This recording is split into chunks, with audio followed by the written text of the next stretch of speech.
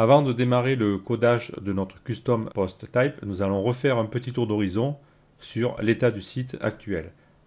Nous avons donc réalisé un site WordPress pour l'instant qui affiche en page d'accueil une page statique parce que au niveau du tableau de bord, nous avons choisi dans les réglages de lecture d'afficher une page statique en tant que page d'accueil et nous affichons éventuellement les articles du blog dans une autre page.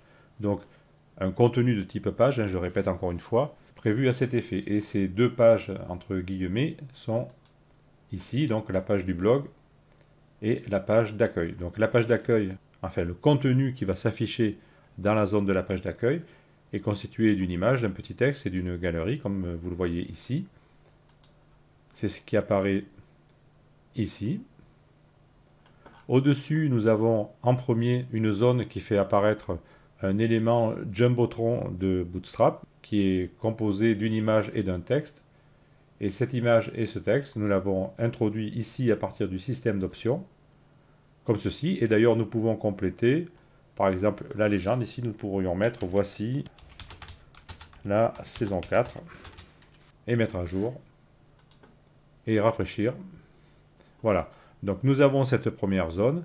Ensuite, nous avons intégré un slider, donc un carrousel de Bootstrap que nous alimentons avec des images qui sont contenues dans un custom post type, alors que nous avions créé rapidement dans un premier cas et pour lequel nous avions utilisé le plugin ACF afin de créer des champs personnalisés. Donc le custom post type, il est ici, slider frontal.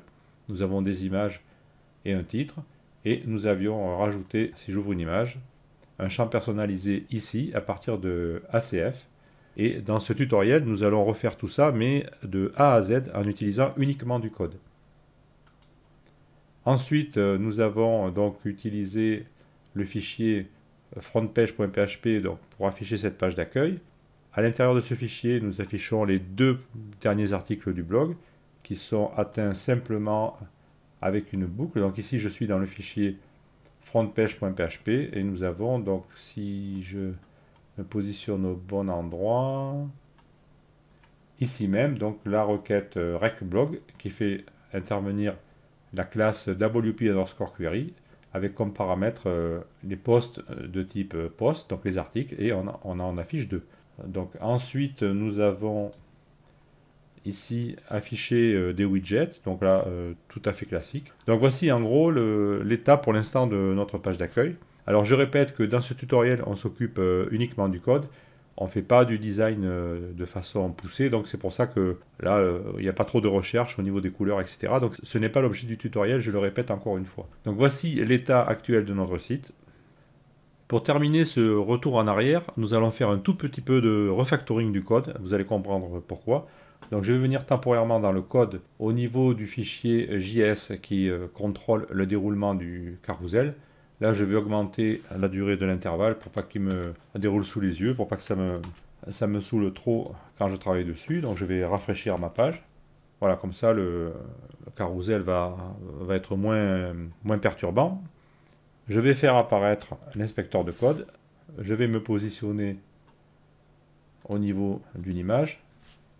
Et rappelez-vous que dans notre carrousel, nous avions donc les images qui était à l'intérieur du slider, là, donc de classe carousel slide. Et les images étaient, donc au début nous avions les indicateurs, et nous avions un compteur ici, 0, 1, 2, 3, 4, sur les éléments, ainsi qu'au niveau des images, nous avions une classe active sur le premier élément, etc. Et si vous vous rappelez aussi, nous avions fait ça en utilisant un compteur que j'avais créé ici avec une variable qui s'appelait $indicator_index qui démarrait à 0 et que j'ai incrémenté donc ici en changeant la valeur et que dans l'autre cas pour afficher la classe active sur le premier élément j'avais une autre variable qui s'appelait ActiveTest qui était true au départ que je passais à false dès qu'elle était utilisée. Et donc, par hasard, au fil de mes recherches habituelles, je me suis rendu compte en fait qu'au niveau de la classe WP_Query qui nous sert à faire des requêtes personnalisées, il existait une variable qui faisait ça tout simplement, qui s'appelle $currentPost. Voilà, donc nous allons remplacer notre code avec notre variable en utilisant la propriété currentPost de la classe WP_query.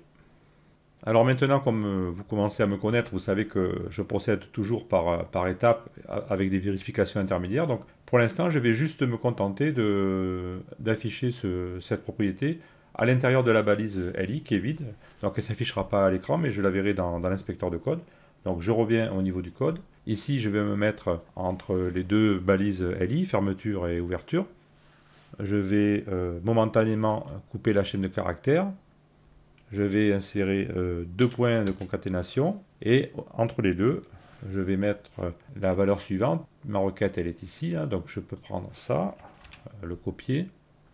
Et donc la propriété s'appelle currentPost. Voilà, donc je sauvegarde, je reviens au niveau de la page, je rafraîchis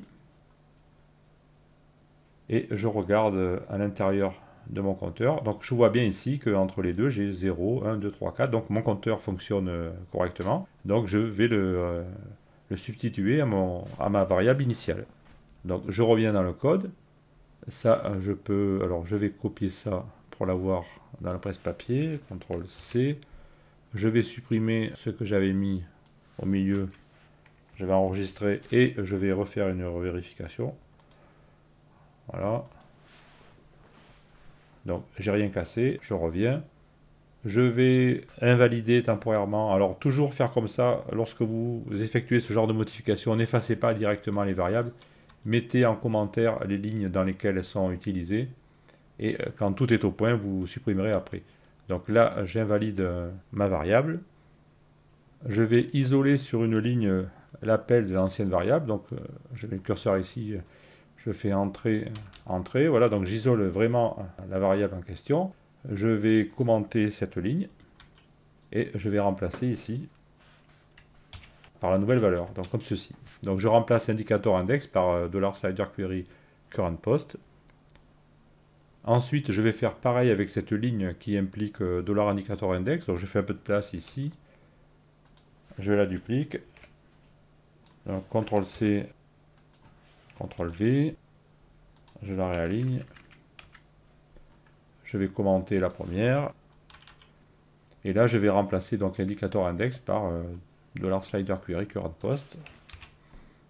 Voilà, donc c'est le même principe, hein. Si l'index est à 0, on met la classe active, sinon on met rien. Je sauvegarde, alors là, c'est... Oui, là je vais devoir enlever une base de fermeture PHP. Oula. Là, je suis en train de faire des bêtises, donc je mets en pause et je reviens. Voilà, je crois que le commentaire doit se situer, en fait, ça doit venir là normalement. Voilà, c'était là le problème. Et bien sûr, on doit aussi rajouter... Alors, désolé pour ce cafouillage, hein, je voulais tout vous décomposer. Voilà, donc toujours bien s'assurer que son code est propre. Donc là, apparemment, c'est bon. Je sauvegarde, je reviens, je rafraîchis. Donc, j'ai rien cassé et j'ai bien ma numérotation 0, 1, 2, 3, 4 au niveau de l'attribut DataSite2. Le premier est la classe active. Donc, tout fonctionne. Je vais faire la même chose pour l'autre partie. Il va juste me suffire de remplacer cette valeur par $slider_query currentPost. Donc, je fais un copier ici. Je colle. Je vais commenter ces deux lignes, donc la déclaration et le changement de valeur. Je sauvegarde. Je rafraîchis la page. Je reviens visiter mon code, donc au niveau du carrousel linéaire. Et là, apparemment, il y a une grosse bêtise, décidément. Oui, effectivement, si je ne mets pas le test ici, ça ne peut pas marcher. Donc je sauvegarde à nouveau, j'y reviens, je rafraîchis. Voilà, donc j'ai bien la première image qui a la classe active. Si je fais dérouler, voilà, la classe se promène, etc. Voilà, donc tout va bien. Voilà, donc ça fonctionne. Je peux remettre mon carrousel ici au niveau du JavaScript à 5 secondes. Comme ceci, j'enregistre. Voilà. Excusez-moi, c'était un peu long, mais enfin, bon, c'était pour vous montrer qu'on peut toujours améliorer son code en découvrant de nouvelles fonctionnalités. Donc maintenant, je reviens. J'ai bien les puces marchent correctement. Voilà, il n'y a pas de souci. Et je surveille ici que voilà, ça se déroule correctement. Au niveau des classes actives, voilà, elles se promènent bien. Voilà, ça fonctionne. Donc je peux fermer l'explorateur. Je vais revenir dans l'éditeur de code et maintenant je vais pouvoir supprimer les lignes qui ne servent plus à rien. Donc ça, vous le faites vraiment quand vous êtes sûr que votre modification est réussie. Donc là, j'efface ça, cette ligne. Là, je peux réduire comme ceci. J'efface celle-là. Donc là, on est toujours dans le PHP, donc je peux enlever ça. Voilà, là, je supprime cette ligne, ce caractère. Là, je vais effacer ça. Ça. Donc là, normalement, je peux même faire ça. Voilà, comme ça, mon code est bien organisé. Je sauvegarde. Je fais une dernière vérification en revenant sur le site, bien sûr. Donc, je recharge. J'attends un petit peu. Voilà, donc tout fonctionne. Donc maintenant, c'est sûr, on va pouvoir passer au vif du sujet. Et donc, je vous donne rendez-vous dans la vidéo suivante.